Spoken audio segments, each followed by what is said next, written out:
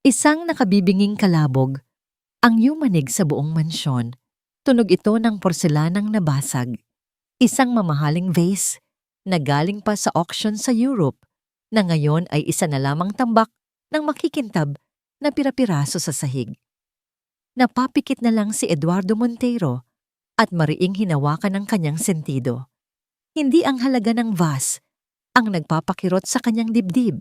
Kayang-kaya niyang bumili ng 10 o kahit 100 ganoong klase ng vase, bukas na bukas din. Ang dumudurog sa kanya ay ang katahimikang sumunod dito, ang nakakatakot na katahimikan bago ang sigaw.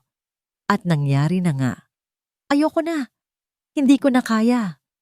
Isang babaeng nakauniforme ang tumatakbo pababa ng grand staircase, hila-hila, ang isang maleta na tila ba hinahabol siya ng demonyo.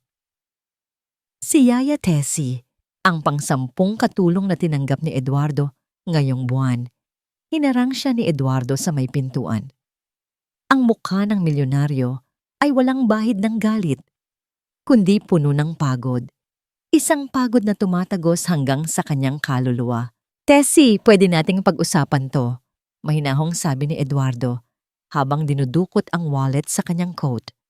Dodoblehin ko ang sweldo mo, hindi titriplehin ko. Huwag mo lang iwan ang mga bata ngayong gabi. Umiling ng mabilis ang babae na para bang inaalok siya ni Eduardo ng lason. Sir Eduardo, kahit ibigay niyo pa sa akin ang buong kumpanya niyo, hindi ko na kayang tiisin ang ugali ng mga anak niyo. Mga halimaw sila, hindi sila mga bata, parusa sila ng Diyos. Naitulak ng katulong si Eduardo sa kanyang desperasyon na makalabas.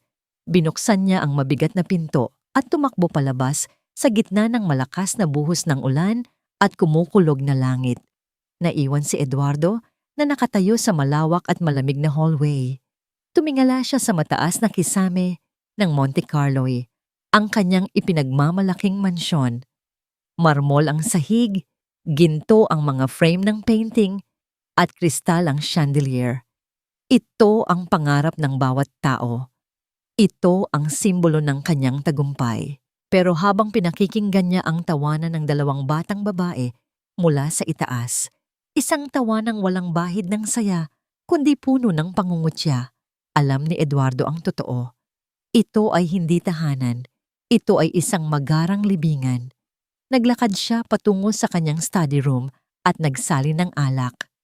Ang amber na likido ay gumuhit sa kanyang lalamunan, pero hindi nito nagawang painitin ang nanlalamig niyang puso.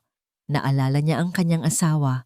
Kung nandito lang sana siya, hindi magkakaganito ang lahat. Pero wala na siya. At kasalanan niya kung bakit.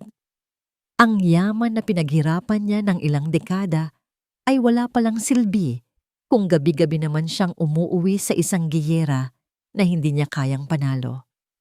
Sir? Napalingon si Eduardo. Ang security guard niya, na basang-basa ang uniforme, ay nakatayo sa may pintuan ng study room. Ano yon? Umalis na ba si Tessie? Tanong ni Eduardo nang hindi tumitingin. Opo, sir. Pero may babae po sa gate. Naghahanap daw po ng trabaho. Nakita niyang tumakbo palabas yung katulong. Napatawa ng mapakla si Eduardo. 11:00 na ng gabi at bumabagyo. Sino namang matinong tao ang maghahanap ng trabaho sa oras na ito? Pauwiin ko na po ba, sir? Tumingin si Eduardo sa bintana. Ang ulan ay parang latigo na humahampas sa salamin. Kung papauwiin niya ito, baka konsensya pa niya kung may mangyari sa babae. At isa pa, kailangan niya ng tao. Kahit sino, kahit ngayong gabi lang. Papasukin mo. Ilang sandali pa, isang babae ang pumasok sa study room. Tumulo ang tubig mula sa laylayan ng kanyang kupas na bestida papunta sa makintab na sahig ni Eduardo. Nanginginig siya sa lamig, payat ang pangangatawan, at yakap-yakap ang isang lumang bag na halos bumigay na ang tali. Siya si Rita. Pero sa kabila ng kanyang kaawa-awang itsura, napatigil si Eduardo nang mag-angat ito ng tingin. Ang kanyang mga mata. Walang takot, walang pagdududa. Mayroong kakaibang liwanag sa mga matang yon na tila hindi kayang patayin ng kahit anong bagyo. "Good evening po, sir," bati ni Rita. Ang boses niya ay mahina, pero buo. Narinig ko po sa labas ang sigawan. "Kailangan niyo po ba ng tulong sa paglilinis?" Tinitigan siya ni Eduardo mula ulo hanggang paa. "Alam mo ba kung anong klaseng impyerno ang pinapasok mo?" Ang huling katulong ay tumagal lang ng 4 na oras. "Kailangan ko po ng trabaho, sir. May sakit ang nanay ko sa probinsya at kailangan ko ng pambili ng gamot." Diretsong sagot ni Rita. Hindi siya nagmakaawa. Nagsabi lang siya ng totoo. "Sanay po ako sa mahirap na trabaho at sanay po ako sa mga batang nangangailangan ng pansin." Humakbang palapit si Eduardo. Amoy niya ang ulan at lupa sa damit ng babae. Amoy ng realidad na matagal na niyang kinalimutan. "Isang pagkakamali," babala ni Eduardo. Ang boses niya ay kasing lamig ng yelo sa kanyang baso. "Isang basag na gamit, isang reklamo, o isang sigaw mula sa mga anak ko at palalayasin kita, umulan man o umaraw. Naiintindihan mo?" "Opo, sir." "Tanggap ka na. Nasa taas ang kwarto ng kambal. Linisin mo ang kalat na ginawa nila." Hindi na nagtanong si Rita kung saan ang gamit panlinis. Tumango lang siya, yumuko ng kaunti bilang paggalang at tahimik na umakyat sa grand staircase. Sinundan siya ng tingin ni Eduardo. Hinihintay niya ang sigaw. Hinihintay niya ang takbuhan. Nakarating si Rita sa tapat ng pinto ng kwarto ni Luia at Clara. Bukas ito ng kaunti. Naririnig ang mga bulungan sa loob. Huminga ng malalim si Rita. Nag-sign of the cross siya nang mabilis bago tinulak ang pinto. "Magandang gabi, mga..." Hindi pa natatapos ni Rita ang kanyang bati. Mula sa dilim ng kwarto, isang mabigat na lampshade ang lumipad nang mabilis patungo sa kanyang mukha. Nabasag ang lampshade sa pader. Ilang pulgada lang ang layo mula sa mukha ni Rita. Kung gumalaw siya ng kaunti, siguradong sa ulo niya ito tatama. Nagkalat ang mga bubog sa sahig. Sa gitna ng kwarto, nakatayo ang 2 batang babae. Magkamukhang magkamukha sila. Mahahaba ang buhok, mapuputi ang balat, at nakasuot ng mamahaling pantulog na gawa sa seda. Para silang mga manika sa estante. Pero ang mga ngiti sa kanilang labi ay hindi ngiti ng mga anghel. Ngiti ito ng mga batang sanay na nakukuha ang lahat ng gusto nila, at ang gusto nila ngayon ay makitang tumakbo si Rita palabas. "Ano? Hindi ka pa ba aalis?" tanong ng isa. "Si Luia." Siya ang nakatayo sa unahan, ang may hawak na isa pang vase na akmang ibabato. Sa likod niya ay si Clara. Tahimik lang na nanonood pero baka sa mata ang paghihintay sa pagsigaw ni Rita. Bumilis ang tibok ng puso ni Rita. Gusto niyang tumalikod. Gusto niyang umiyak sa takot. Pero naalala niya ang nanay niya sa ospital. Naalala niya ang reseta ng gamot na nasa bulsa niya na wala pa ring pambili. Huminga siya ng malalim. Imbes na sumigaw o tumakbo, dahan-dahang lumuhod si Rita sa sahig. "Huwag kayong gagalaw," malumanay na sabi ni Rita. Ang boses niya ay hindi nanginginig, bagkus ay puno ng pag-aalala. "Matalas ang mga bubog, baka masugatan ang mga paa ninyo." Natigilan si Luia. Dahan-dahan niyang ibinaba ang vase na hawak niya. Hindi ito ang reaksyon na inaasahan nila. Ang mga naunang yaya ay laging sumisigaw, nagagalit, o tinatakot sila na isusumbong sa daddy nila. Pero ang babaeng ito, nag-aalala pa sa kanila. Nagsimulang damputin ni Rita ang mga malalaking piraso ng bubog gamit ang kanyang mga kamay. Wala siyang gloves. "Bakit hindi ka nagagalit?" tanong ni Clara. Ito ang unang beses na nagsalita ang batang nasa likuran. "Dahil hindi naman masama ang mga puso niyo," sagot ni Rita nang hindi tumitingin habang maingat na inilalagay ang mga bubog sa trash can. "Nalulungkot lang kayo. At kapag malungkot ang tao, minsan nakakagawa siya ng mga bagay na hindi maganda. Nagkatinginan ng kambal, para silang nahimasmasan sandali, pero mabilis ding bumalik ang simangot ni Luya. Hindi siya papatalo. Lumapit si Luya sa study table nila. Kinuha niya ang isang bote ng itim na ink na ginagamit nila sa calligraphy. Habang nakatalikod si Rita at nagwawalis, mabilis na lumapit si Luya at ibinuhos ang laman ng bote sa likod ng bestida ni Rita. Nanlamig si Rita nang maramdaman ang likido na tumatagos sa manipis niyang damit at dumikit sa kanyang balat. Napahinto siya sa pagwawalis. Tumawa ng malakas si Luya. Oops, sorry. Yaya, nadulas ang kamay ko. Mukhang kailangan mo na talagang umalis kasi ang baho mo na. Napapikit si Rita. Ito lang ang kaisa-isa niyang maayos na damit. Wala siyang pamalit.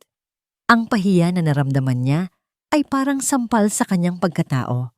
Ramdam niya ang pag-iinit ng sulok ng kanyang mga mata. Gusto niyang magalit. Gusto niyang pagalitan ng bata. Karapatan niyang magalit. Pero humarap siya ng dahan-dahan. Nakita niya si Luya na nakangisi at si Clara na nakatakip ang bibig. Tila nagulat sa ginawa ng kakambal. Hindi nagsalita si Rita ng masama. Kumuha siya ng basahan at lumuhod para punasan ang ink na tumulo sa sahig para hindi ito kumapit sa mamahaling carpet. Ang dumi sa damit, nakukuha sa laba, tubig at sabon lang ang katapat niyan. Mahinang sabi ni Rita habang pinupunasan ang sahig. Tumingala siya at tumingin diretso sa mga mata ni Luya. Walang galit sa mukha ni Rita, kundi awa. Pero ang dumi sa puso na dala ng galit, mahirap yang tanggalin anak. Mas mahapdi yan kaysa sa ink. Nawala ang nangisi ni Luya, parang may kung anong tumusok sa dibdib niya. Umatras siya, hindi makatingin sa mga mata ng katulong. Matulog na kayo, sabi ni Rita habang tumatayo. Tatapusin ko lang ito. Lumipas ang ilang oras. Tahimik na ang buong mansyon. Patay na ang mga ilaw, maliban sa maliit na lampshade sa gilid ng kwarto ng kambal. Akala ng kambal ay umalis na si Rita para maglinis ng sarili o magpahinga. Pero nanatili siya. Sa isang sulok ng malawak na kwarto, inilatag ni Rita ang isang manipis na kumot sa sahig. Doon siya pwesto, malapit sa pinto, para mabantayan ang mga bata. Pagod na pagod ang katawan niya. Masakit ang likod at nanlalagkit pa rin ang ink sa kanyang damit. Pero bago siya humiga, lumuhod muna siya. Pinagsalikop niya ang kanyang mga kamay na puno ng maliliit na hiwa mula sa mga bubog kanina. Pumikit siya. Sa labas ng pinto, napadaan si Eduardo. Galing siya sa kanyang opisina. May hawak na baso ng tubig. Iinom sana siya ng gamot para sa sakit ng ulo. Napatigil siya nang marinig ang boses ni Rita. Bukas ng bahagya ang pinto. Nakita niya ang bagong yaya na nakaluhod sa sahig. Inaasahan ni Eduardo na magsusumbong ito sa Diyos. Nahihilingin nitong sana ay kunin na ang mga demonyong bata o sana ay bigyan siya ng mas madaling trabaho. Pero iba ang narinig niya. Panginoon. Bulong ni Rita, ang boses ay basag dahil sa pagod. Kayo na po ang bahalang yumakap kay Luya at Clara ngayong gabi. Alam ko pong nangungulila lang sila sa ina. Napahawak si Eduardo sa hamba ng pinto. Huwag niyo po silang pababayaan. Patuloy ni Rita. Palambutin niyo po ang mga puso nila para maramdaman nilang hindi sila nag-iisa. At bigyan niyo po ako ng lakas para mahalin sila kahit itinataboy nila ako. Yumuko si Rita hanggang sa sumayad ang noo niya sa sahig. Sa dilim ng hallway, naramdaman ni Eduardo ang isang kakaibang kirot sa kanyang dibdib. Isang kirot na matagal na niyang kinalimutan. Akala niya ay pera lang ang kailangan para mapatakbo ang bahay na ito. Akala niya ay disiplina lang ang kulang sa mga anak niya. Pero habang pinakikinggan ang dasal ng babaeng binuhusan ng tinta at binato ng vas, natanto ni Eduardo na may isang bagay na pumasok sa kanyang tahanan ngayong gabi na hindi niya kayang bayaran. Dahan-dahang umatras si Eduardo, takot na makagawa ng ingay at bumalik sa dilim ng kanyang sariling kwarto. Bit-bit ang mga salitang binitawan ni Rita. 2 linggo na ang nakalipas mula noong gabing iyon. Pagpasok ni Eduardo sa main door ng Monte Carlo, napahinto siya. Nakasanayan na niyang sasalubungin siya ng sigawan ng tunog ng nababasag na gamit o ng umiiyak na katulong na nagmamakaawang mag-resign. Pero ngayong gabi, iba. Tahimik. Pero hindi ito ang nakabibinging katahimikan ng isang libingan na naramdaman niya noon. Ito ay katahimikang may laman, mapayapa, magaan, at may isa pang bagay na kakaiba, ang amoy. Sa halip na amoy ng mamahaling air freshener na pilit tinatakpan ng lungkot ng bahay, ang naaamoy niya ay bawang, sibuyas at mainit na sabaw. Amoy ng nilagang baka. Amoy ng isang tunay na tahanan. Ibinaba ni Eduardo ang kanyang briefcase at dahan-dahang naglakad patungo sa dining area.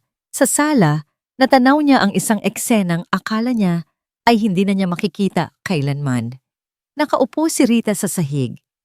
Sa harap niya ay si Clara at tinuturuan niya itong magtirintas ng buhok. Si Luia naman, ang anak niyang laging nakasimangot at galit sa mundo, ay nakaupo sa sofa at tumatawa. Tumatawa si Luia habang ikinukwento ni Rita ang tungkol sa isang matabang pusa sa probinsya nila na nahulog sa batya ng labada. Napahawak si Eduardo sa dingding, parang may kung anong bumara sa lalamunan niya. Kailan niya huling narinig ang halakhak ng kanyang mga anak. "Papa!" Napalingon si Clara at nakita siya. Agad itong tumayo at tumakbo palapit sa kanya. Hindi alam ni Eduardo ang gagawin. Dati, lalayo ang mga bata sa kanya pagdating niya. Takot na pagalitan. Pero ngayon, niyakap siya ni Clara sa bewang. "Ang bango ng luto ni Yaya Rita, Papa. Gutom na kami," masiglang sabi ni Clara. Napatingin si Eduardo kay Rita. Mabilis na tumayo ang dalaga. Pinagpag ang kanyang palda at yumuko bilang paggalang. Malinis na ang suot niya ngayon, maayos ang buhok, at wala nang bahid ng tinta o dumi. "Good evening po, sir," bati ni Rita. "Nakahain na po. Kukuha lang ako ng tubig." Akmang tatalikod na si Rita, papuntang kusina, nang magsalita si Luia. "Yaya," tawag ng bata. Huminto si Rita. "Po, Ma'am Luia?" "Saan ka pupunta?" tanong ni Luia. Ang tono niya ay hindi na mataray, kundi parang nagtataka. "Dito ka na kumain, tabi tayo." Natigilan si Rita. Tumingin siya kay Eduardo, tila humihingi ng permiso. Alam niyang bawal sumabay ang mga katulong sa amo, pero nakita ni Eduardo ang pag-asa sa mata ng kanyang mga anak. Ito ang unang beses na nag-aya sila ng kasama sa pagkain. Tumango si Eduardo at tipid na ngumiti. "Sige na, Rita, sumabay ka na sa amin." Masama ang pinaghihintay ang grasya. Sa hapagkainan, walang nagbabasag ng plato. Walang nagdadabog. Ang tanging tunog ay ang pagtama ng mga kubyertos at ang paminsan-minsang kwentuhan. Ikinuwento ni Clara ang score niya sa test. Ikinuwento ni Luia na tinulungan siya ni Rita sa art project niya. Tahimik lang na nakikinig si Eduardo. Ninanamnam ang bawat subo ng mainit na nilaga. Mainit sa tiyan, pero mas mainit sa puso. "Pakisuyo naman ng asin, Rita," mahinang utos ni Eduardo. Inabot ni Rita ang asin. Inabot naman ito ni Eduardo. Sa isang iglap, nagkadikit ang kanilang mga daliri. Napatigil silang dalawa. Mabilis na binawi ni Rita ang kamay niya na parang nakuryente. Napatingin si Eduardo sa kanya. Nagtama ang kanilang mga mata. Sa ilaw ng chandelier, nakita ni Eduardo ang pamumula ng pisngi ni Rita. Nakita niya ang simple ganda nito na hindi kailangan ng makeup o alahas. At naramdaman niya ang isang pamilyar na tibok sa kanyang dibdib.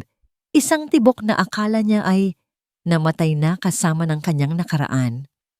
"Salamat," garalgal na sabi ni Eduardo. "Walang anuman po, sir." Halos pabulong na sagot ni Rita. at mabilis na yumuko para kumain. Napangiti ng lihim si Eduardo. Marahil, may pag-asa pa. Marahil, pwede pa siyang maging masaya. Marahil ang bahay na ito ay pwede pang maging ding-dong, ding-dong, ding-dong. Sunod-sunod na tunog ng doorbell ang bumasag. Sa masayang kwentuhan, nagkatinginan silang lahat. 8:00 na ng gabi. Walang inaasahang bisita si Eduardo. Nawala ang nangiti sa mga labi ni Luia at Clara. Tila may naramdaman silang masamang hangin na pumasok sa kwarto. "Ako na po ang magbubukas, sir," presintang sabi ni Rita habang tumatayo. "Hindi, ako na," pigil ni Eduardo. "Baka trabaho. Tapusin niyo na ang pagkain niyo." Tumayo si Eduardo at naglakad patungo sa malaking pinto. Habang papalapit siya, bumibigat ang kanyang mga hakbang. Ang payapang gabi ay biglang napalitan ng kaba. Hinawakan niya ang seradura at binuksan ang pinto. Ang malakas na hangin mula sa labas ay humampas sa kanyang mukha. At doon, nakatayo sa ilalim ng porch light, ay isang figura na kilalang kilala niya. Nakapulang dress na hapit sa katawan, may suot na malaking shades kahit gabi na, at may bit-bit na mamahaling designer luggage. Dahan-dahang tinanggal ng babae ang kanyang shades. Ang mga mata niya ay matatalim, pero ang ngangiti sa kanyang labi ay matamis. Sobrang tamis na nakakaumay. "Helena!" bulong ni Eduardo. Nanigas ang buong katawan. Humakbang papasok ang babae, hindi humihingi ng permiso. Nilagpasan niya si Eduardo at tumingin sa loob ng bahay.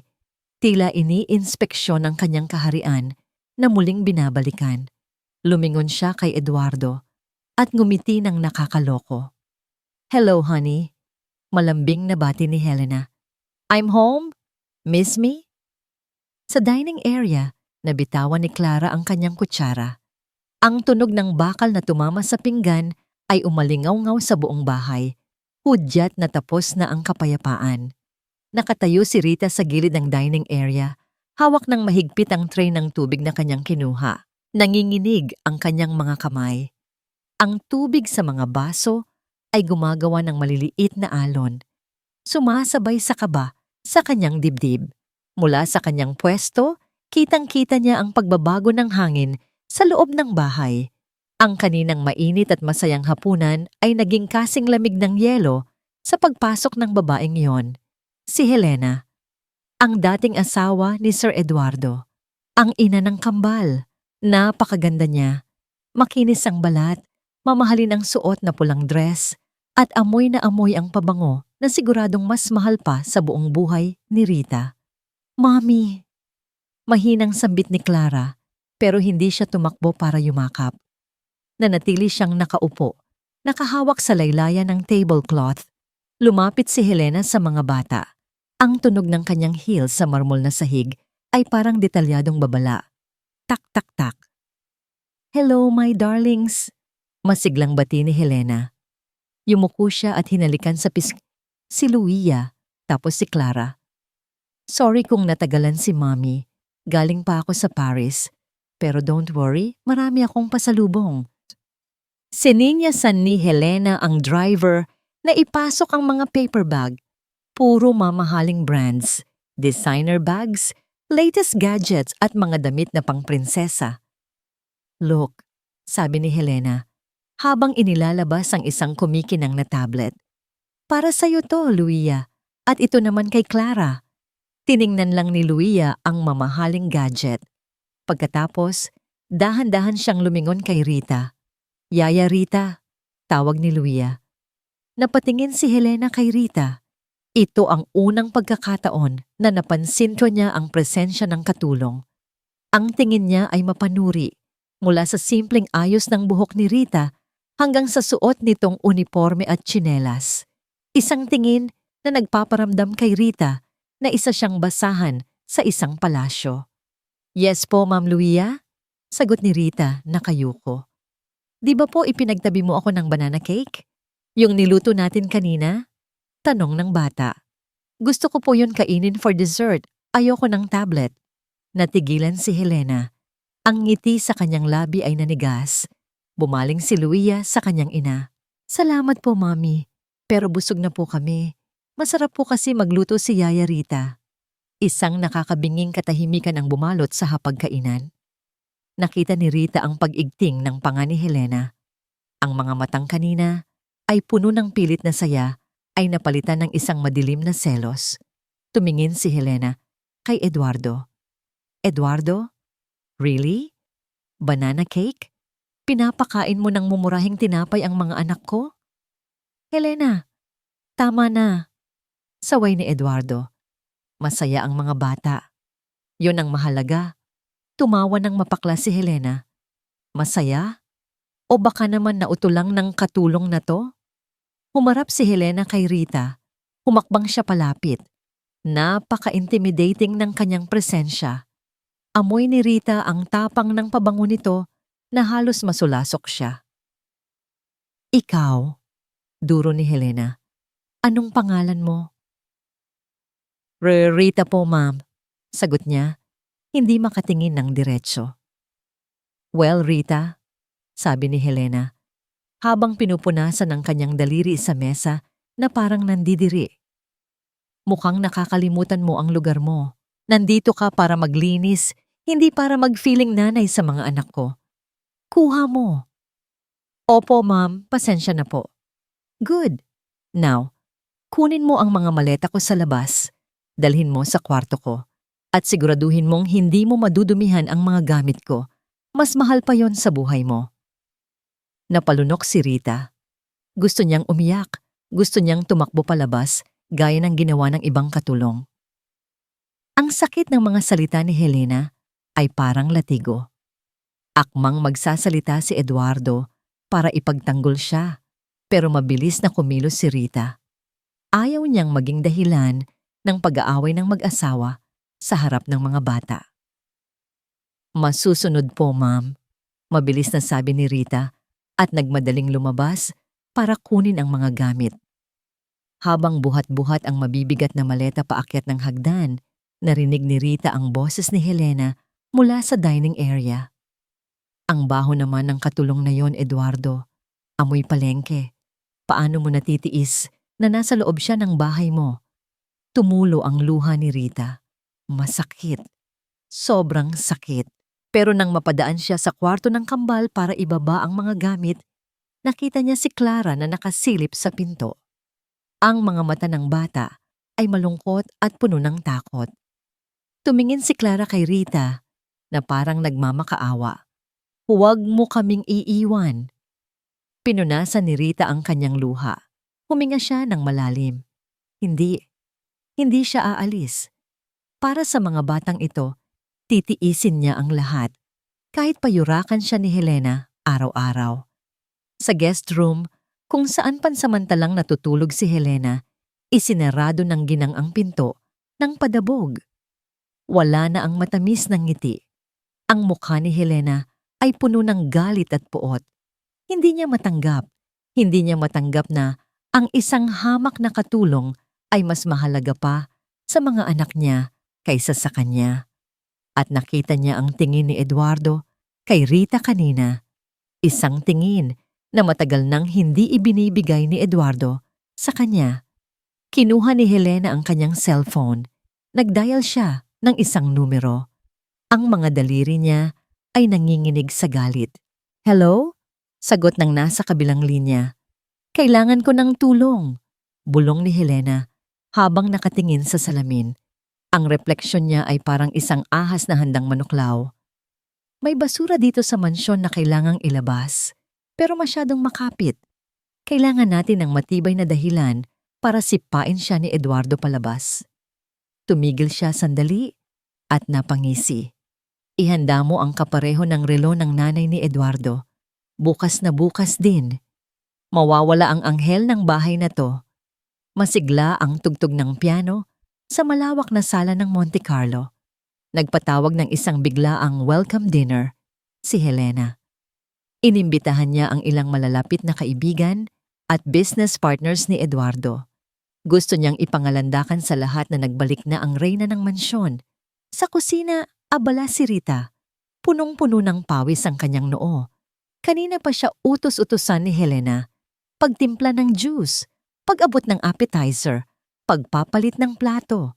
Kahit hindi naman trabaho ni Rita, sa kanya ibinabato ni Helena ang lahat. Sa isang sulok ng service area, malapit sa kwarto ng mga katulong, tahimik na naglalakad si Clara. Hinihanap niya ang kanyang pusa. Ayaw niya sa party. Masyadong maingay at ayaw niya sa amoy ng pabango ng mga bisita. Mas gusto pa niyang tumambay sa kusina kasama ni Rita, pero pinagbawalan siya ng kanyang ina. Miming, bulong ni Clara. Nasaan ka na? Napahinto si Clara nang makita niya ang pinto ng kwarto ni Rita na nakabukas ng bahagya. Sisirado sana niya ito, pero may nakita siyang anino sa loob. Akala niya ay si Rita. Pero nang sumilip siya, nanlaki ang kanyang mga mata. Hindi si Rita ang nasa loob. Si Mommy. Nakatayo si Helena sa tapat ng lumang cabinet kung saan nakalagay ang mga gamit ni Rita. Hawak-hawak ni Helena ang isang bagay na kumikinang sa ilalim ng dim light, ang gintong relo. Kilala ni Clara ang relong iyon. Iyon ang relo ni Lola, ang pinakainiingatang gamit ni Papa. Nakatago yon sa safe sa library. Bakit hawak ito ni Mommy? Nakita ni Clara kung paano binuksan ni Helena ang lumang bag ni Rita, isang kupas na tote bag na puno ng tahi. Mabilis na isiniksik ni Helena ang gintong relo sa ilalim ng mga damit ni Rita sa loob ng bag. Napasinghap si Clara. Sa katahimikan ng hallway, ang munting hiningang iyon ay parang kulog. Mabilis na lumingon si Helena. Nanigas si Clara sa kinatatayuan niya. Nakita niya ang gulat sa mukha ng kanyang ina na mabilis na napalitan ng isang ngiti na hindi umabot sa mga mata. Clara! Malambing na tawag ni Helena. Pero mabilis ang kanyang paglakad palapit sa bata. Anong ginagawa mo dito, baby? Umatras si Clara. Gusto niyang tumakbo, pero naunahan siya ni Helena. Hinawakan siya nito sa balikat. Mahigpit. Masyadong mahigpit. Lumuhod si Helena para magpantay ang kanilang mga mukha. Amoy alak ang hininga niya. Nakita mo ba yon? Bulong ni Helena.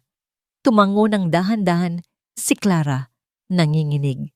Masumigpit ang hawak ni Helena. Baon ang kuko niya sa balikat ng bata. Listen to Mommy, sabi ni Helena. Ang boses ay naging matalim at malamig. Laro lang yon. Surprise gift ko yon kay Rita. Pero secret lang natin, okay? Pero, simula ni Clara. Kay Papa yon. Clara! Napapikit ang bata sa gulat. Gusto mo bang umalis ulit si Mommy? Tanong ni Helena. Puno ng pananakot ang tono. Kapag sinabi mo kay Papa ang nakita mo, magagalit siya. Papaalisin niya ako at hindi na ako babalik kailanman. Gusto mo bang mawalan ng nanay habang buhay? Umiling si Clara. Nagsimulang tumulo ang luha. Ang takot na maiwan ulit ay mas malaki kaysa sa takot niya sa nakita. Good girl, ngumiti si Helena at pinunasan ang luha ng anak. Wala kang nakita, wala kang narinig.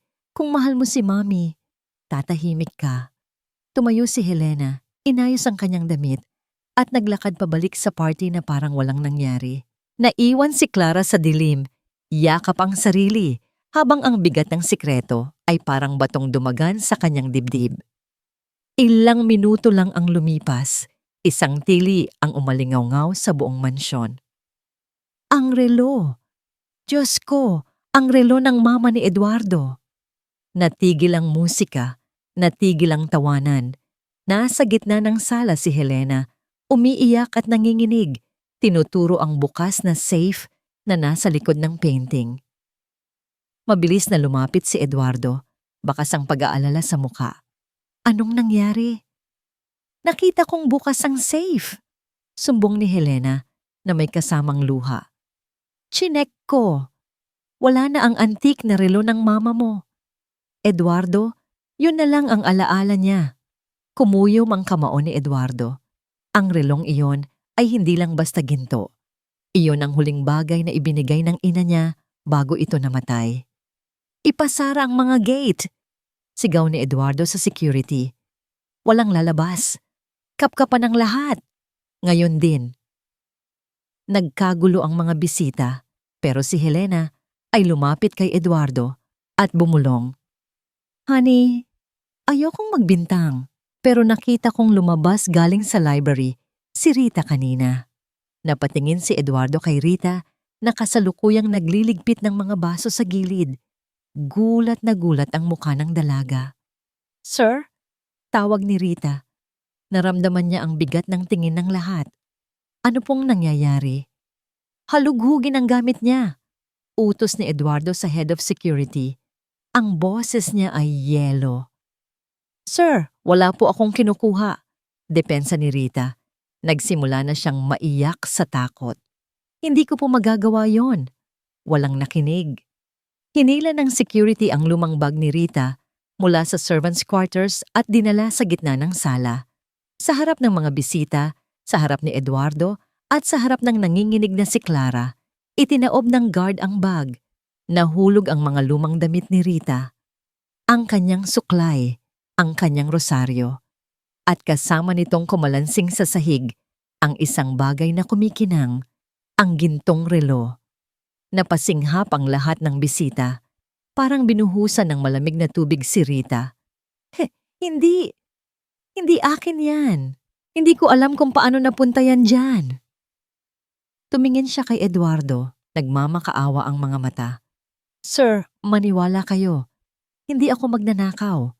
Pero hindi nakatingin si Eduardo sa mga mata ni Rita. Nakatingin siya sa relo sa sahig. Ang mukha niya ay nagdidilim sa galit at sakit. Ang tiwala na unti-unting nabubuo sa puso niya para kay Rita ay nabasag ng pino. Mas pino pa sa vaseng nabasag noong unang gabi. Sa gilid ng hagdan, nakatakip ang mga kamay ni Clara sa kanyang bibig. Gusto niyang sumigaw. Gusto niyang sabihin na si Mommy ang naglagay niyan. Pero nagtama ang paningin nila ni Helena. Ang tingin ng kanyang ina ay isang babala. Subukan mo at mawawalan ka ng ina. Yumuko si Clara at humagulgol ng tahimik habang pinapanood ang unti-unting pagguho ng mundo ni Rita. Dahan-dahang pinulot ni Eduardo ang gintong relo mula sa sahig. Mabigat ito sa kanyang palad, pero mas mabigat ang naramdaman niya sa kanyang dibdib. Isang pamilyar na bigat na akala niya ay nawala na. Ito ang bigat ng pagtataksil. Tiningnan niya si Rita. Ang babaeng pinagkatiwalaan niya. Ang babaeng nagpatigil sa pag-iyak ng kanyang mga anak. Ang babaeng muntik na niyang mahalin. Ngayon, sa paningin ni Eduardo, isa na lang itong magaling na aktres. Isang huwad. Sir, humihikbi si Rita. Nakaluhod pa rin sa sahig. Maniwala po kayo. Hindi ko po alam. Tama na Nicole. Putol ni Eduardo. Ang boses niya ay hindi sumigaw, pero ito ay napakababa at napakalimig, parang kalansing ng bakal. Huwag mo na akong insultuhin gamit ang mga kasinungalingan mo. Pero sir, ang sabi ko, tama na. Dumagundong ang boses ni Eduardo sa buong sala. Napatalon ang mga bisita, napahawak si Luia at Clara sa isa't isa. Humakbang palapit si Eduardo kay Rita. Nakita niya ang takot sa mga mata ng dalaga, pero wala siyang naramdamang awa. Ang nakikita lang niya ay ang mukha ng lahat ng taong nanloko sa kanya noon. Mga taong lumapit dahil lang sa pera. Akala ko iba ka, mariing sabi ni Eduardo, habang dinuduro ang mukha ni Rita. Akala ko, ikaw ang sagot sa mga dasal ko para sa bahay na to. Yun pala, isa ka lang ding magnanakaw na nag-aabang ng pagkakataon. Umiling-iling si Rita. Tuloy-tuloy ang agos ng luha. Wala po akong ninakaw, Sir Eduardo. Malinis ang konsensya ko. Konsensya? Tumawa ng mapakla si Eduardo. Kung may konsensya ka, hindi mo gagamitin ang damdamin ng mga anak ko para makuha ang loob ko. Kunin mo ang mga gamit mo. Lumayas ka sa pamamahay ko. Papa, huwag! Sigaw ni Luia. Tumakbo ang bata, pababa ng hagdan at yumakap kay Rita. Huwag mong paalisin si Yaya. Hindi niya ginawa yon. Tumingin si Eduardo kay Clara na nasa taas ng hagdan. Inaasahan niyang magsalita ito. Si Clara ang laging nakakakita ng lahat. Si Clara ang laging nagsasabi ng totoo. Clara? Tawag ni Eduardo. May sasabihin ka ba? Tumingin si Clara sa kanya. Puno ng luha ang mga mata ng bata. Nanginginig ang mga labi nito. Tumingin ito kay Rita, tapos kay Helena na nakatayo sa gilid habang pinupunasan ang peking luha. Yumuko si Clara at umiling. Nawala ng pag-asa si Rita. Alam niyang tapos na. Dahan-dahang tinanggal ni Rita ang pagkakayakap ni Luia. Hinawakan niya ang mukha ng bata gamit ang kanyang mga palad. Tahan na, Luia, bulong ni Rita.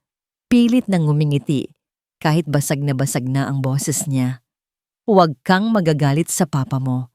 Ginagawa lang niya ang alam niyang tama. Tumayo si Rita. Kinuha niya ang kanyang punit at maruming bag. Humarap siya kay Eduardo. Sa huling pagkakataon, wala nang pagmamakaawa sa mukha niya, kundi isang malalim na lungkot.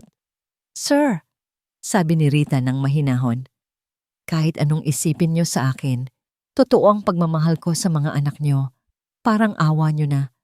Alagaan niyo po sila. Huwag niyo po silang hahayaang malunod sa lungkot ulit. Hindi sumagot si Eduardo. Tumalikod siya. Nagsimulang maglakad si Rita palabas. Ang bawat hakbang niya ay parang tinik sa puso ni Eduardo. Pero pinili niyang patigasin ang kanyang damdamin. Pagbukas ng pinto, sumalubong ang malakas na ulan. Gaya noong unang gabi ng pagdating ni Rita. Ang kaibahan hanggang noong gabing iyon, may dalang pag-asa ang ulan. Ngayon, ang ulan ay parang luha ng langit para sa isang hustisyang hindi nakamit. Yaya! Sigaw ni Luia. Akmang susunod ang bata sa labas, pero mabilis na hinawakan ni Eduardo ang braso ni Luia. Bitawan niyo ako! Yaya Rita! Yaya! Nagpupumiglas si Luia. Sumisigaw, umiiyak. Nilingon ni Rita ang mga bata sa huling sandali.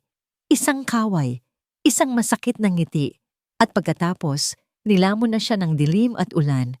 Bilag! Isinara ni Eduardo ang mabigat na pinto.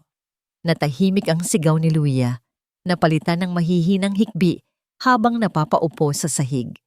Humarap si Eduardo sa sala. Wala na si Rita. Ligtas na ang kanyang ginto. Ligtas na ang kanyang mansyon. Pero habang pinagmamasdan niya ang kanyang magarang bahay, naramdaman niyang biglang dumilim ang paligid. Ang init na naramdaman niya nitong mga nakaraang linggo ay nawala. Napalitan ng pamilyar at nakakamatay na ginaw. Sa gilid ng kwarto, nakita niya si Helena. Nakangiti ito sa kanya. Isang ngiting nagsasabing, nanalo ako. Napahawak si Eduardo sa kanyang dibdib. Bakit? Bakit parang pakiramdam niya? Sa pagprotekta niya sa kanyang kayamanan, ay may mas mahalaga pa siyang nawala na hindi na niya maibabalik kailanman. Tumingin siya sa gintong relo sa kanyang kamay. Sa unang pagkakataon, mukha itong basura sa kanyang paningin. 1 linggo na ang nakalipas. 7 araw na, parang 7 taon.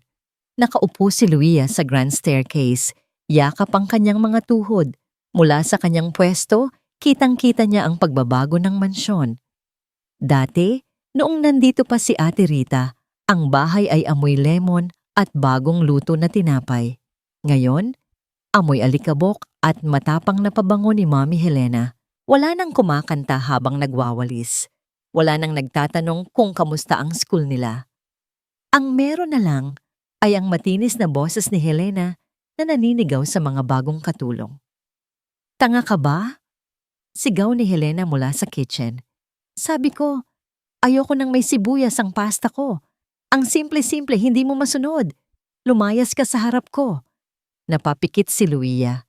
Naramdaman niya ang panginginig ng kanyang mga kamay. Gusto niyang bumaba at sigawan ang nanay niya. Pero alam niyang walang mangyayari. Simula nang umalis si Rita, parang may namatay sa loob ng bahay at parang may namamatay din sa loob ng kwarto nila. Tumayo si Luia at tumakbo pabalik sa kwarto nila ni Clara. Madilim sa loob. Nakasara ang mga kurtina dahil nasisilaw daw si Clara. Lumapit si Luia sa kama ng kakambal. Clara, bulong niya. Hindi sumagot si Clara. Nakatalukbong ito ng kumot, pero kitang-kita ang panginginig ng katawan nito. Hinawakan ni Luia ang noo ni Clara. Napaso ang palad niya. Ang init mo! Bulong ni Luia sa takot. Clara, gising! Kailangan mong uminom ng gamot. Dumilat ng bahagya si Clara. Ang mga mata niya ay mapungay at wala sa sarili. Tuyo ang kanyang mga labi. Sorry, bulong ni Clara. Ang boses niya ay parang hangin na lang. Sorry, kasalanan ko. Anong kasalanan mo? Tanong ni Luia habang pinupunasan ang pawis ng kapatid. Wala kang kasalanan. Si Papa ang may kasalanan. Siya ang nagpaalis kay Ate Rita. Umiling si Clara ng mabilis, parang natatakot. Hindi.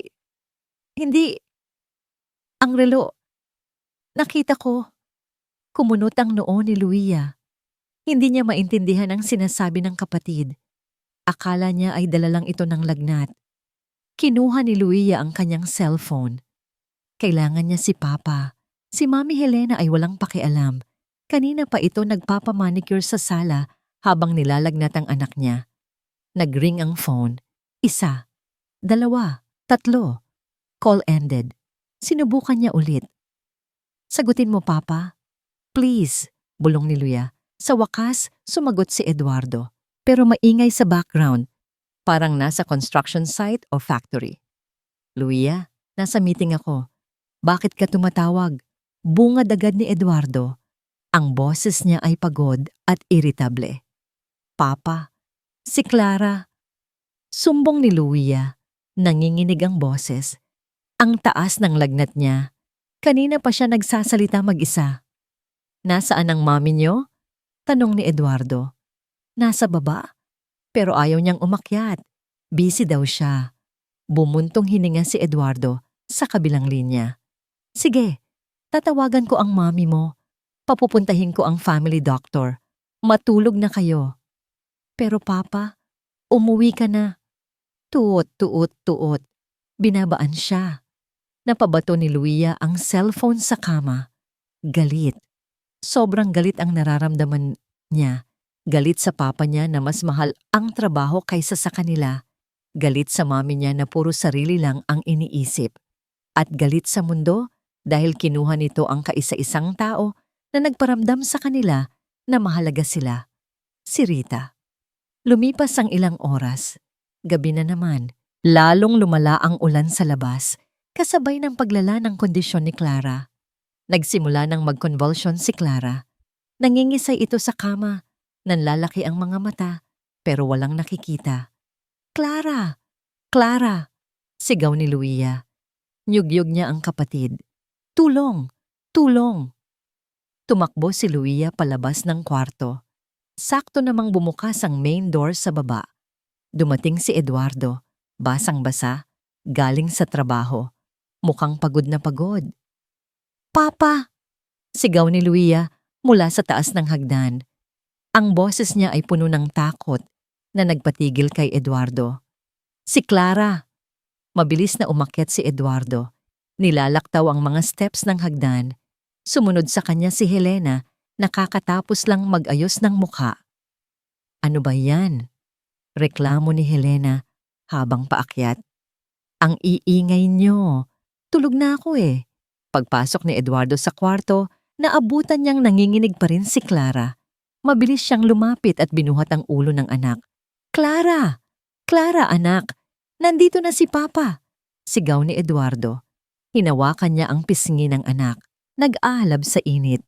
Dumilat si Clara. Sa kanyang paningin na malabo dahil sa lagnat, nakita niya ang mukha ng kanyang ama. Pero nakita rin niya sa likod nito si Helena. Bumalik ang alaala ng gabing iyon. Ang banta. Ang takot. Sa sobrang init ng kanyang katawan, nawala ang preno ng kanyang isip. Sumabog ang damdaming matagal na niyang kinikimkim. Kumawala si Clara sa yakap ng ama at sumiksik sa sulok ng kama na parang takot na takot kay Eduardo. Huwag! Huwag mo akong saktan! Sigaw ni Clara, umiiyak. Anak, si Papa ito. Hindi kita sasaktan, naguguluhang sabi ni Eduardo. Sorry po, sorry po. Paulit-ulit na sigaw ni Clara habang nakatakip sa tenga. Alam ko po ang totoo. Alam ko po. Nagkatinginan si Luia at Eduardo. Kinabahan si Helena na nasa may pinto. Clara, anong totoo? Tanong ni Eduardo.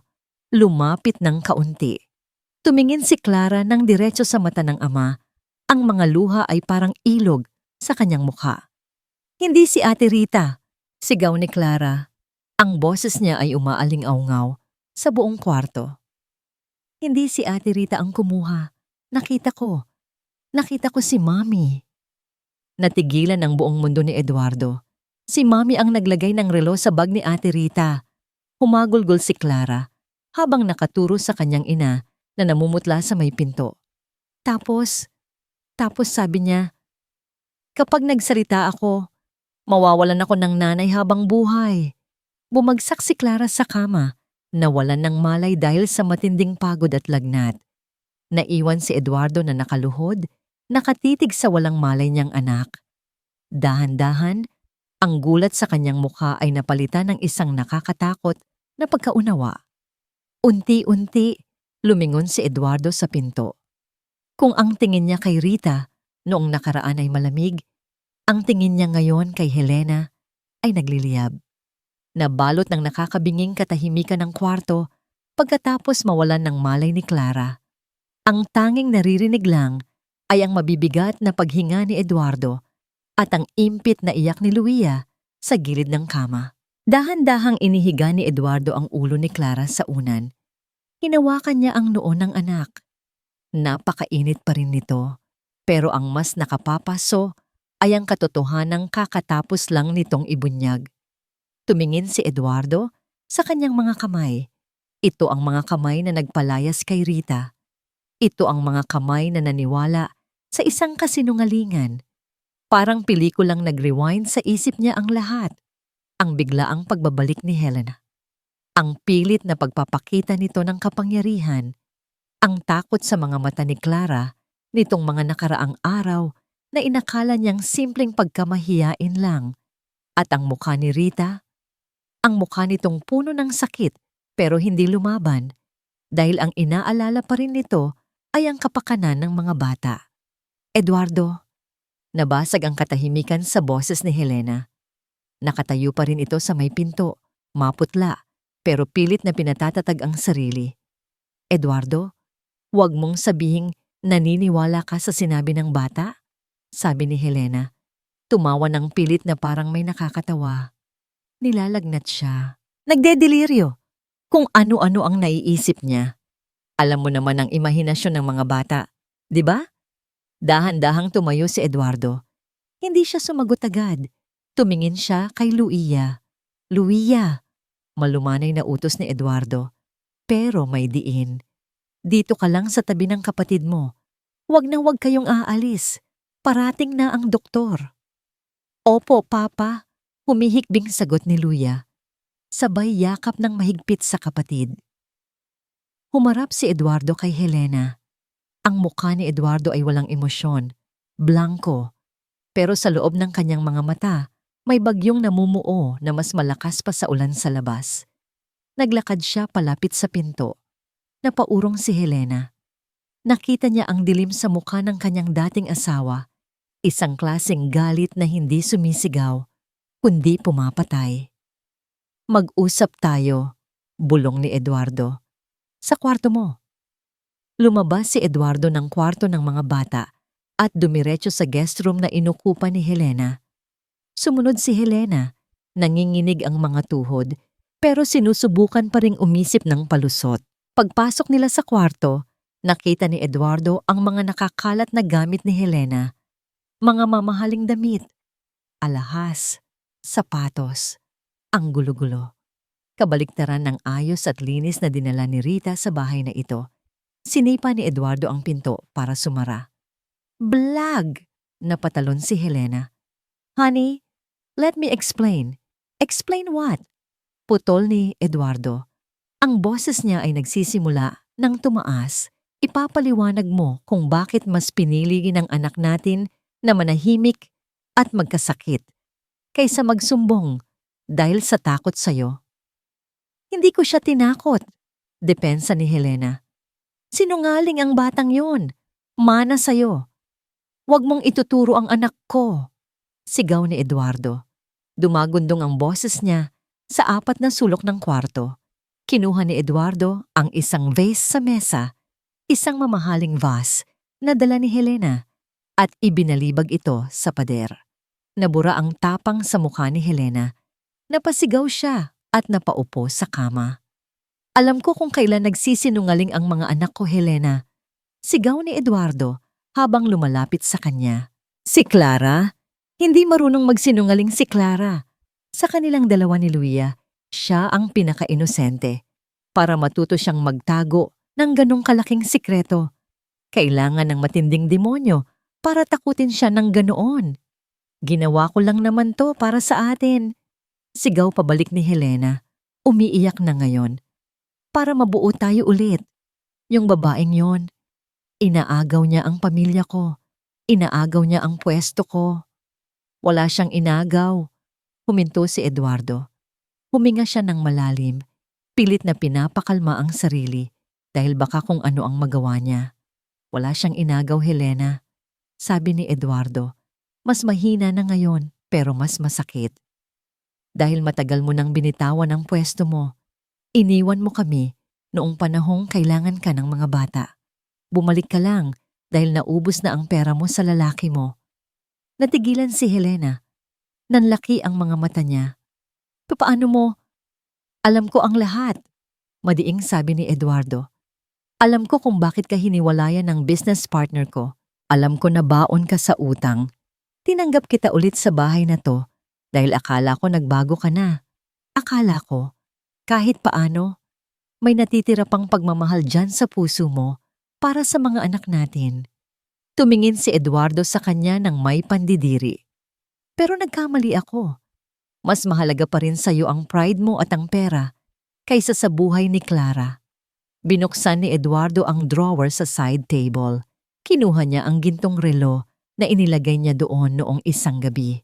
Tinitigan niya ito, ang bagay na naging dahilan ng pagkasira ng lahat, ang bagay na ginamit para durugin ang isang inosenteng tao. Inihagis ni Eduardo ang relo sa paanan ni Helena. Kunin mo yan, utos ni Eduardo.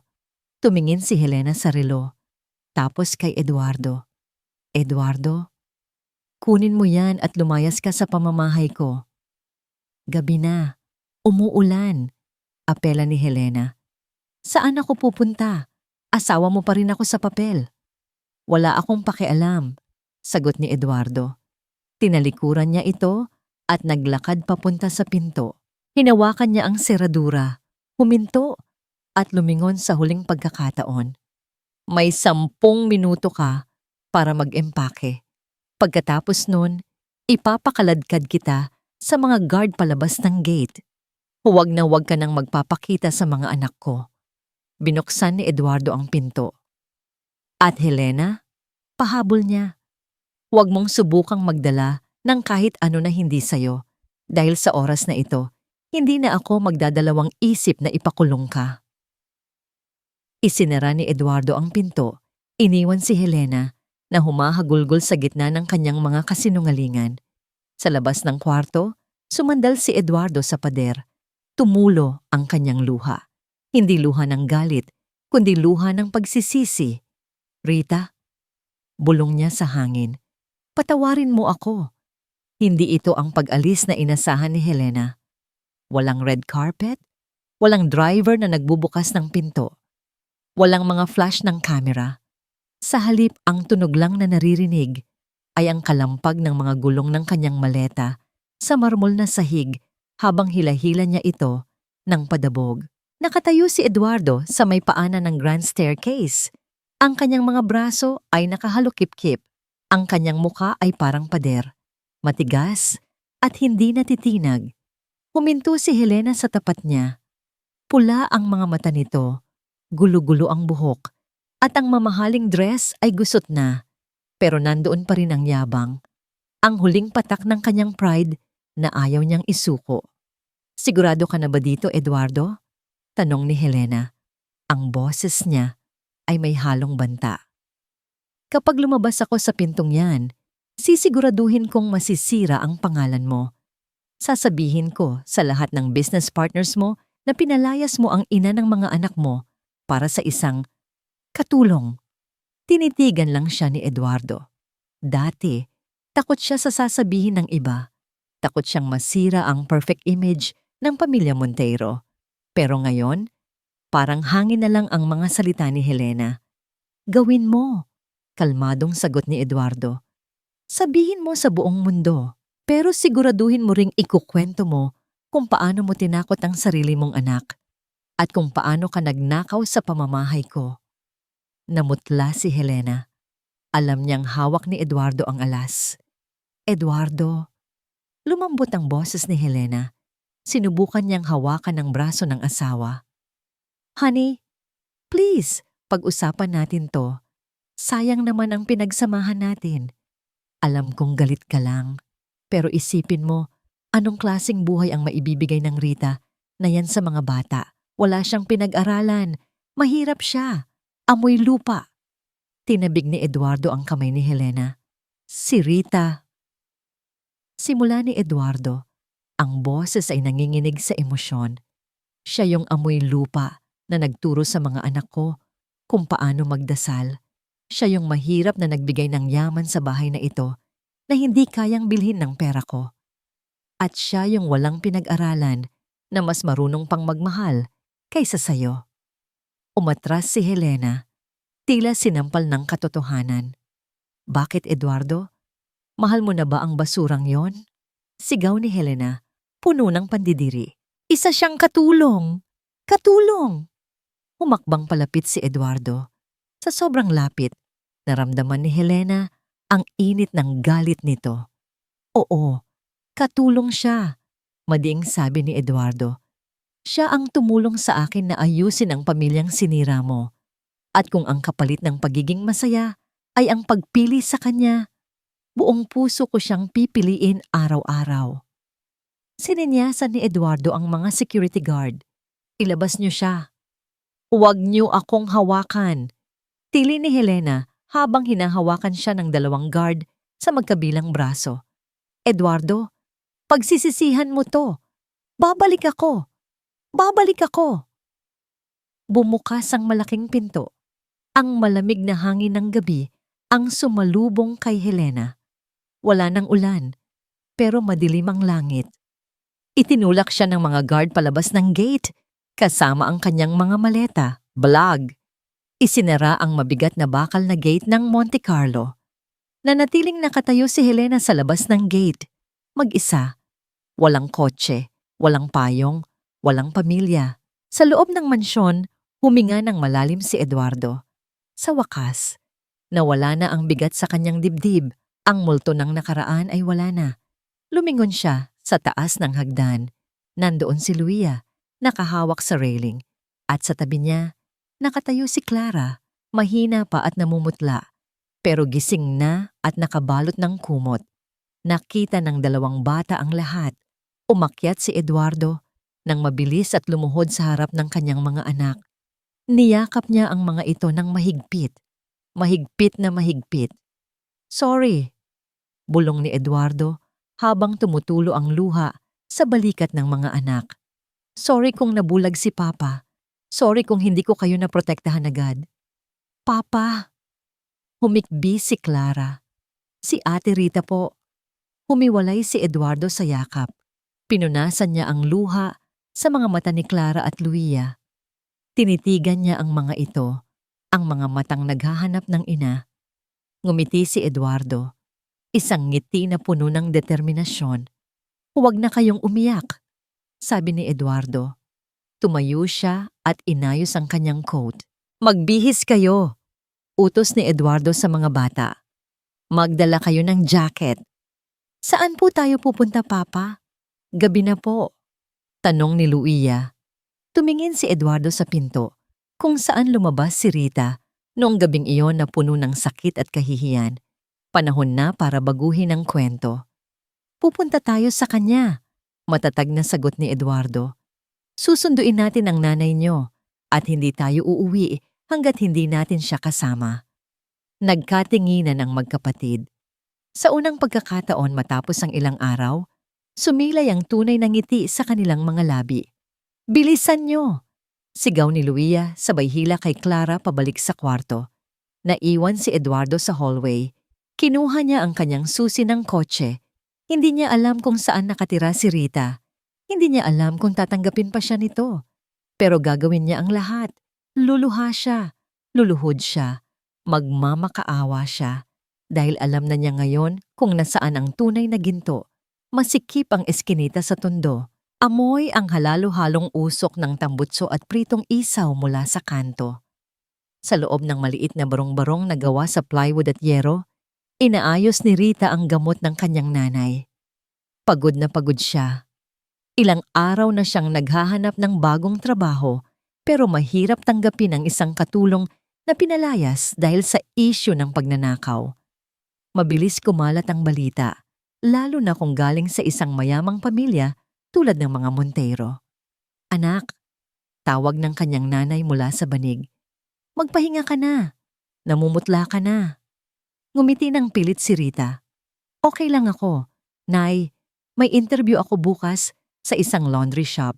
Baka doon swertehin tayo. Pero sa loob-loob niya, durog na durog siya. Hindi dahil sa hirap ng buhay. Sanay siya sa hirap. Ang dumudurog sa kanya ay ang alaala ng dalawang batang umiiyak sa gate at ang mga mata ng lalaking minahal niya nang lihim na tumingin sa kanya na parang isa siyang kriminal. Biglang nagkaroon ng ingay sa labas, tahol ng mga aso, sigawan ng mga kapitbahay. Grabe, ang ganda ng kotse! Sino yan? May artista ba? Napakunot noo si Rita.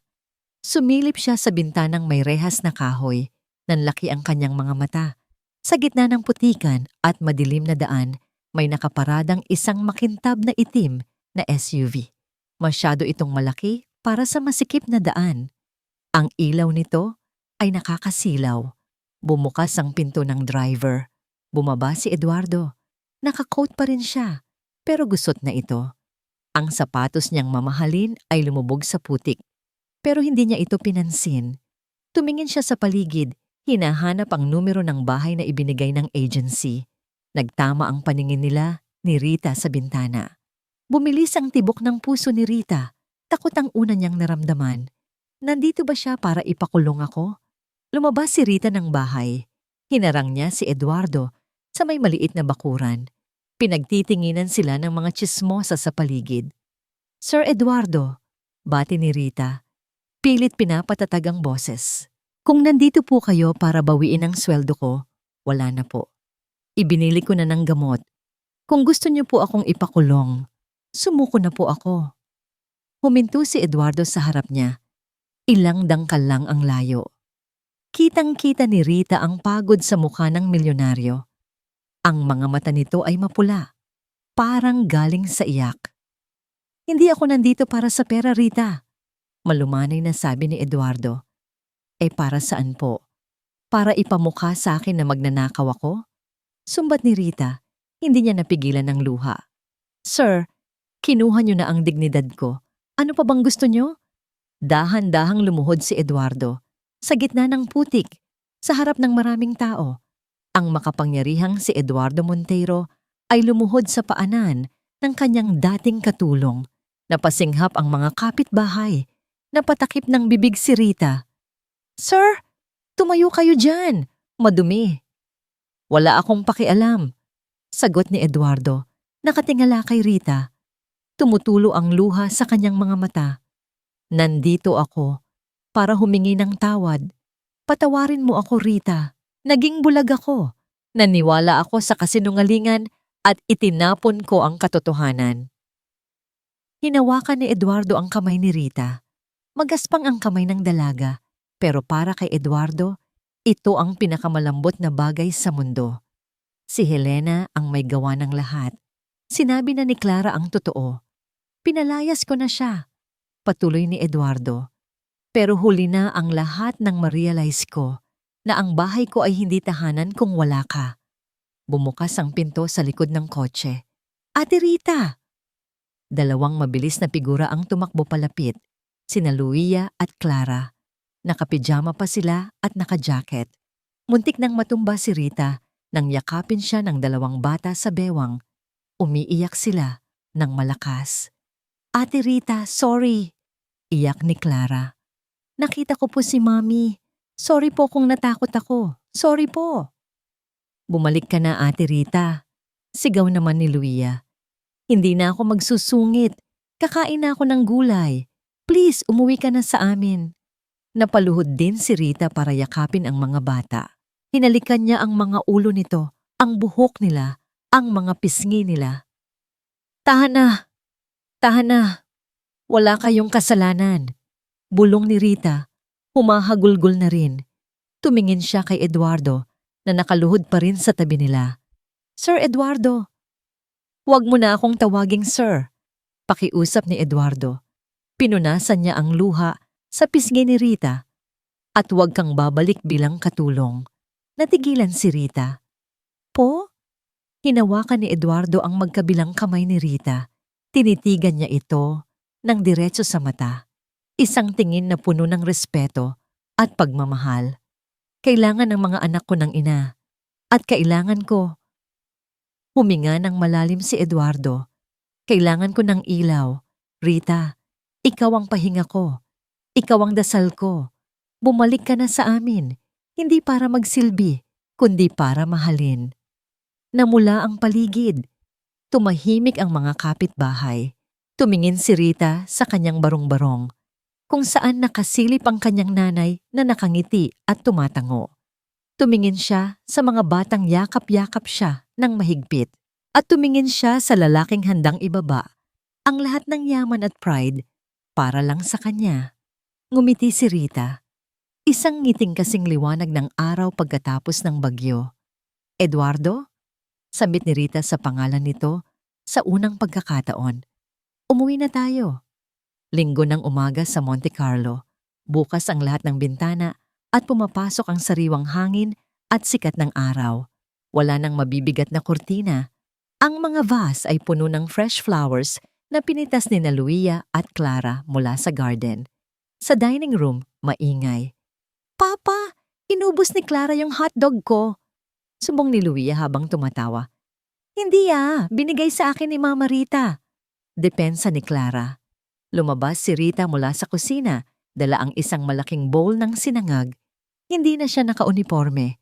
Nakasuot siya ng simpleng floral dress at may sing-sing na kumikinang sa kanyang daliri. O tama na ang away. Saway ni Rita nang nakangiti. Marami pang pagkain. Umupo na kayo. Lumapit si Eduardo kay Rita. Niyakap niya ito mula sa likod at hinalikan sa pisngi. Good morning, mahal. Bulong ni Eduardo. Good morning, sagot ni Rita. Handa na ba kayo para magsimba? Opo, sabay na sagot ng kambal. Umupo silang lahat sa hapagkainan. Clara, ikaw ang mag-lead ng prayer ngayon, sabi ni Eduardo. Yumuko silang lahat at pumikit. Hinawakan nila ang kamay ng isa't isa. Habang pinakikinggan ni Eduardo ang boses ng kanyang anak na nagpapasalamat sa Diyos, idinilat niya ang kanyang mata ng bahagya at tumingin sa paligid. Wala na ang mga anino. Wala na ang lamig. Ang Monte Carlo ay hindi na lang basta isang mansyon na gawa sa bato at ginto. Ito ay isa ng tahanan na pinatibay ng patawad at binuo ng pagmamahal. Tumingin siya kay Rita. Dumilat din ito at ngumiti sa kanya. Sa wakas, nahanap na ni Eduardo ang kayamanang hindi mananakaw ni numan.